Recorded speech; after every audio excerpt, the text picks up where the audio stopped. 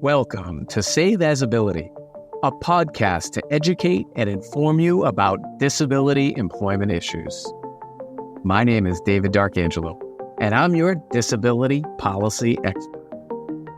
Hey everybody, back again for another episode of Save As Ability. Please help us grow our channel, subscribe, share, comment, like, all that stuff, so we can keep great content flowing for you. We've been getting a great reaction, and that's really what today's episode is. We're going to have a brief episode here about some clarifications of past episodes, and particularly around the definition of disability. And we're going to devote a full episode with slides and everything else. We're going to prepare for that. That's going to be coming up in a few weeks. But before that, I did want to address some things because people keep asking me like, Dave, what are you talking about when you're talking about different definitions of disability? Well, what I'm referring to is there was a report that was done by the United States Congress, particularly the House of Representatives, had a committee that did some work on the federal statutory definitions of disability. Okay. And what they came up with is there's 67 different instances of disability in federal U.S. code. Now, that's what the future episodes, we're going to really do a deep dive. But basically, it's everything to do with disability. So it's the word disabled. It's the word disability. It's the term child with disability, person with a disability, individual with a disability.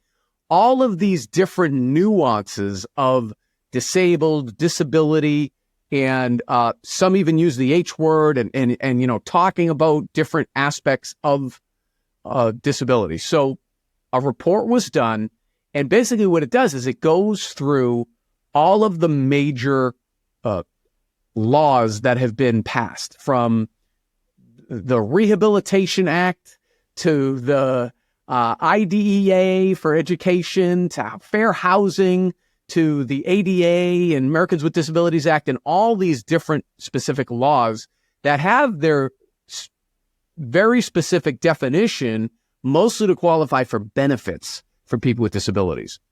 Now, for example, just within Social Security, just within the Social Security laws, there's various programs. There's Ticket to Work program. There's SSI. There's SSDI. Well, all of those have nuanced provisions of the word disabled, disability, again, person with a disability, individual with disabilities. So that's some of what we're going to clarify in that future episode. So I wanted to speak to a little bit about that today to give people an idea. When we're talking about 67 different definitions, that actually might be a misnomer. It's 67 different places in U.S.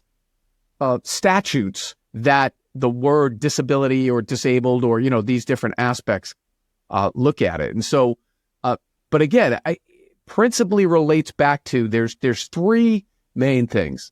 One, to consider, the Americans with Disabilities Act is really meant to be a very broad definition. Why? Because what we're trying to do is we're trying to protect anybody who may be a person with a disability. So it's really like the largest measure. That's why it has that one of the reasons why it has that three-pronged definition, because we're trying to make sure everybody is included so that they don't get discriminated against because of their disability. Remember, ADA is federal civil rights law. So it's really trying to make sure that there are protections in place for discrimination. Now, contrast that or compare that to a program level law and definition of disability like the Rehabilitation Act, which is put in place specifically to identify people that will qualify for that program so they can get vocational rehabilitation and all the other things that come along with the act. And then again, further, people for disability, where you're basically then taking yourself out of the labor force. And so why does this matter? This matters in terms of what we're trying to do to get people with disabilities, one, into the labor force, into the workforce, and then two, once they're in the labor force, to get a job, right? We know that over 2/3, at this point, I'll have to check the data, but it's around 2/3 of all working age people with disabilities. So not people below 16, is it 16 or 18? and not people above 64. We care about those people, but in terms of employment and working age, 2/3 of all working age people with disabilities are not in the labor force. You know how I feel about that? I think we're not getting the talent out of those people. We're not helping those people become independent and self-determined. So for a number of reasons, we've got to address that. And it starts with rudimentary things like these definitions. So stay tuned for the future episode when we're really going to take a deep dive here. But I wanted to point that out to you today. Please, we're getting a great reaction to these previous videos. If you go back and watch them, we're trying to get our watch hours up there. But we've been adding subscribers. I appreciate you. Please send us a message. Let us know what episodes you want to hear. But again, this came from a viewer to clarify a little bit on the definition of disability. So I'm fired up. Let's go. We'll see you next time here on Save Visibility. It's David D'Arcangelo. I hope you have a great day.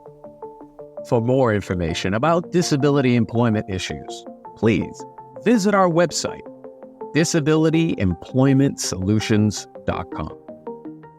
The Save As Ability podcast is available on Apple Podcasts, Spotify, our YouTube channel at Disability Policy Expert, or wherever you stream your podcasts.